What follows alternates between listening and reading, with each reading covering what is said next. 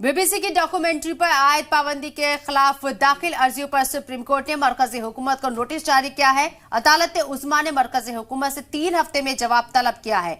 वाज़ेह हो कि गुजरात फसादात को लेकर वजीर आज़म मोदी पर बनाई गई बीबीसी की डॉक्यूमेंट्री को मरकजी हुकूमत ने बैन कर दिया था। मरकज के फैसले के खिलाफ सहाफी N Ram, TMC leader Mahua Moitra, वकील प्रशांत भूषण और एमएल शर्मा ने सुप्रीम कोर्ट में अर्जी दाखिल की थी। और उधर अलीगढ़ मुस्लिम यूनिवर्सिटी में आज तलबा ने नारेबाजी करते हुए एहतजाज किया। तलबा ने बीबीसी डॉक्यूमेंट्री को सही बताया।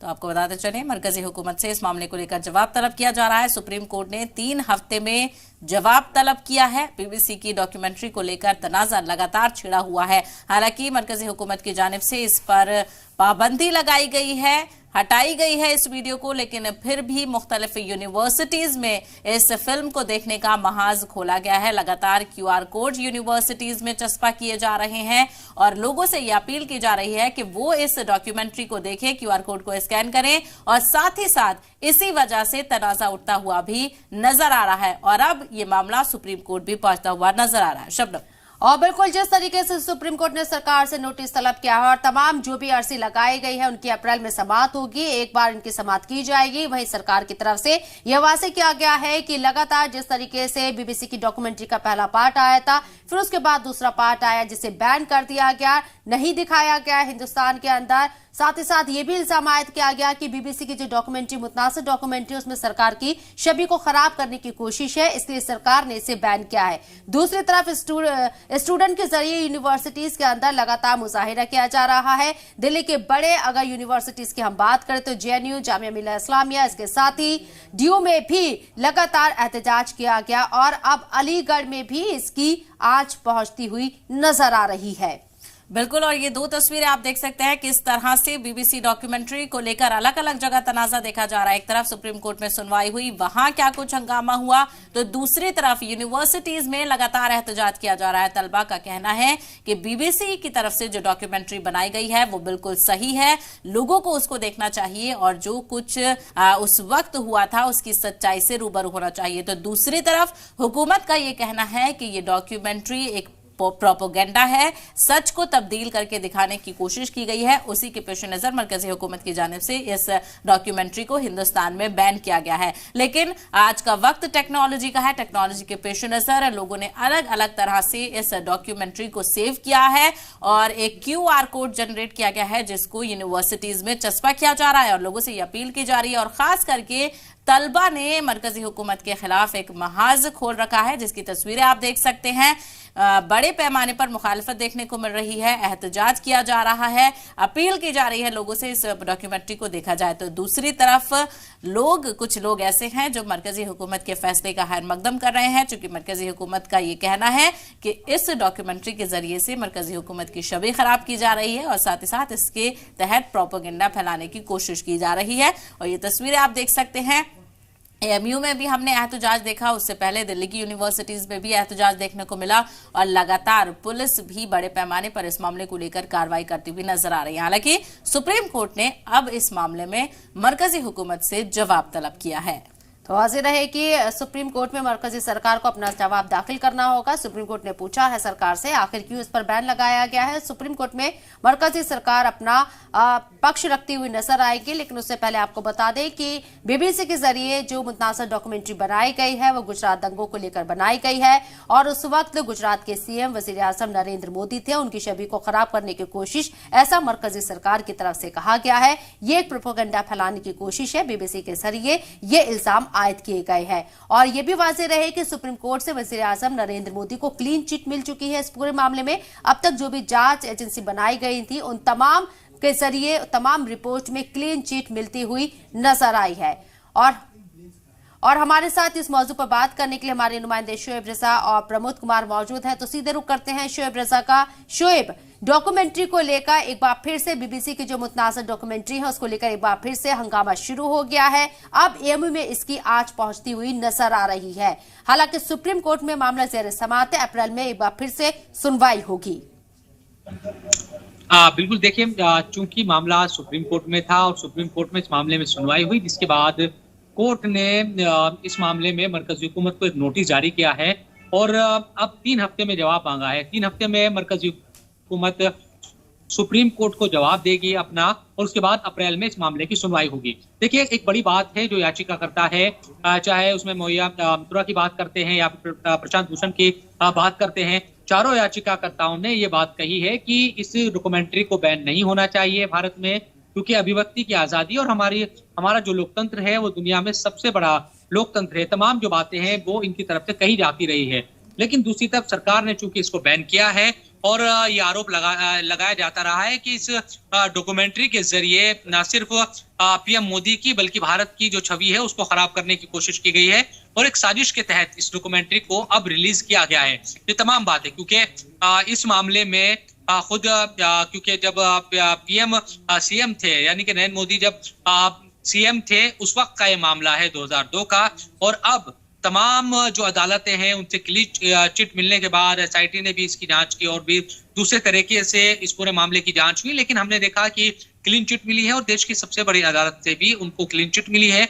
अब इस तरह की जो डॉक्यूमेंट्री है उसको रिलीज करने के पीछे एक साजिश है, ऐसा सरकार की तरफ से या जो बीजेपी के लोग हैं उनकी तरफ से कहा जा रहा है, और उसी के चलते इसको भारत में बैन किया गया है। लेकिन हम देख रहे हैं कि तमाम यूनिवर्सिटीज के जो कैंपस है अलग अलग, चाहे जामिया हो, जेएनयू हो, डीयू हो, इन तमाम कैंपस में इस मामले को लेकर लगातार जो स्टूडेंट्स है वो ये मुतालबा करते रहे हैं। उसमें आयसा हो या फिर जो कम्युनिस्ट पार्टी से जुड़े हुए बैन होने के बावजूद भी यूनिवर्सिटीज में ऐसा लग रहा है कि इस डॉक्यूमेंट्री को देखने का महाज खोला गया है। अब सुप्रीम कोर्ट के हवाले से जो सारी चीजें आई हैं उसमें आगे क्या कुछ होता है वो भी देखना होगा। प्रमोद, जिस तरह से समझा जाए डॉक्यूमेंट्री को फैक्ट बेस्ड बताया जा रहा है, सभी लोग ये वजाहत कर रहे हैं कि डॉक्यूमेंट्री फैक्ट बेस्ड होती है, ऐसे में लेकिन हुकूमत के पास भी पूरा इख्तियार है कि क्या चीज दिखानी है क्या नहीं। ऐसे में 3 हफ्ते बाद क्या लगता है आपको, क्या कुछ चीजें सामने आएंगी? डॉक्यूमेंट्री को लेकर अलीगढ़ मुस्लिम यूनिवर्सिटी की बात की जाए तो अलीगढ़ मुस्लिम यूनिवर्सिटी में यानी कल देर रात अज्ञात व्यक्ति द्वारा 4 स्थानों पर पोस्टर लगाए गए थे और पोस्टरों में बार कोड के माध्यम से लोगों से अपील की गई थी कि इस डॉक्यूमेंट्री को ज्यादा से ज्यादा लोग देखें। हालांकि इस पोस्टर के बाद तत्काल मामला जब संज्ञान में आया, मीडिया के संज्ञान में आया, तो उसके बाद अलीगढ़ मुस्लिम यूनिवर्सिटी के जो डॉक्टर थे उनका भी एक बयान सामने आ गया था। उन्होंने कहा था कि जो व्यक्ति पोस्टर लगाने वाला है कोई अज्ञात व्यक्ति है और उसका अलीगढ़ मुस्लिम यूनिवर्सिटी कैंपस से कोई लेना देना भी नहीं है। हालांकि उन्होंने ये भी कहा था कि पूरे घटनाक्रम को लेकर वो सीसीटीवी कैमरे तलाश करवा रहे हैं, और उन्होंने ये भी कहा था कि जिस जगह ये घटनाक्रम हुआ है वहाँ अंधेरा है और वो व्यक्ति पोस्टर लगाने वाला कैमरे में कैद नहीं हुआ। हालांकि इस घटना को लेकर सवाल अलीगढ़ मुस्लिम यूनिवर्सिटी की सुरक्षा और कैमरे पर जरूर खड़े होते हैं, क्योंकि अलीगढ़ मुस्लिम यूनिवर्सिटी में करोड़ों रुपया साल में सुरक्षा पर खर्च किया जाता है और इसके अलावा भारी तादाद में सिक्योरिटी के उद्देश्य से सीसीटीवी कैमरे भी लग रहे हैं। बावजूद जो व्यक्ति था वो आया और पोस्टर लगा के चला गया। हालांकि इस बात का बयान तो महज कुछ का असुविधा है।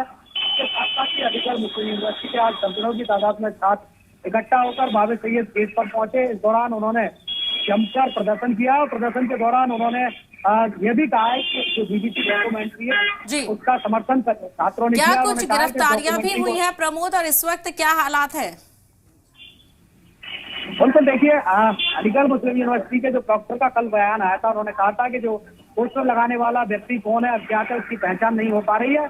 अब जो छात्र है वो खुलकर एक बार मैदान में आ गए, उन्होंने डॉक्यूमेंट्री को सही बनाया। तो निश्चित तौर पर जो पोस्टर लगाने वाला व्यक्ति था वो भी अलीगढ़ मुस्लिम यूनिवर्सिटी का तलबा रहा होगा, और निश्चित तौर पर अब प्रोफेसर को भी इस पूरे प्रकरण में कोई कदम उठाना चाहिए, क्योंकि जो लोग पोस्टर लगाने वाले हैं वो इस बयान को देखकर निश्चित तौर पर लग रहा है कि वो निश्चित तौर से ही कोई अलीगढ़ मुस्लिम यूनिवर्सिटी का छात्र रहा होगा। आज छात्रों ने खुलकर एक ज्ञापन अलीगढ़ मुस्लिम यूनिवर्सिटी के वाइस चांसलर को दिया है और प्रॉक्सी के माध्यम से ज्ञापन दिया है। और जिस तरीके से मामला रह रहकर सामने आ रहे हैं, अब एमयू से ये मामला उठता हुआ नजर आ रहा है। एक तरफ मामला सुप्रीम कोर्ट में ज़ेर समाअत है और सरकार की तरफ से बार बार ये कहा जा रहा है कि ऐसी चीजों को जो है बैन किया जाएगा जो भी माहौल खराब करने की कोशिश करेंगी।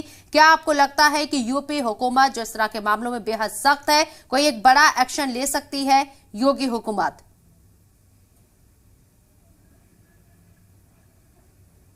पर्चे से चस्पा किए गए उसके बाद अलीगढ़ मुस्लिम यूनिवर्सिटी डॉक्टर कार्रवाई की तो बात कर रहे थे, मगर उन्होंने यह भी कहा। शोएब, मेरा सवाल आपसे है, प्रमोद आपके पास आएंगे। शोएब जवाब दें।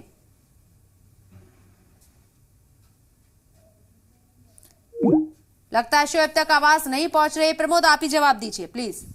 आवाज आ रही है? दोबारा से सवाल करिए। प्रमोद, आप ही जवाब दें इसका। जिस तरीके से एहतजाज हो रहा है एमयू के अंदर, क्या योगी हुकूमत के जरिए कोई बड़ा एक्शन लिया जा सकता है? बिल्कुल, देखिए जिस तरीके से ये पोस्टर और आज छात्रों ने जो मांग की है उसको देखते हुए अब तो लोकल एडमिनिस्ट्रेशन यानी अलीगढ़ पुलिस के अलावा LIU तमाम जो जांच एजेंसियां हैं पूरे मूवमेंट पर नजर बनाए हुए हैं। और देखना यह है कि पूरे मामले में कब तक और क्या कार्रवाई होगी। हालांकि अब खुलकर छात्र भी डॉक्यूमेंट्री के समर्थन में आ गए तो कार्रवाई भी होनी चाहिए। हालांकि प्रॉक्टर पूरे मामले से बचते हुए नजर आ रहे हैं क्योंकि प्रॉक्टर ही घटना से पल्ला झाड़ रहे हैं कि उन्हें यही संज्ञान नहीं है कौन।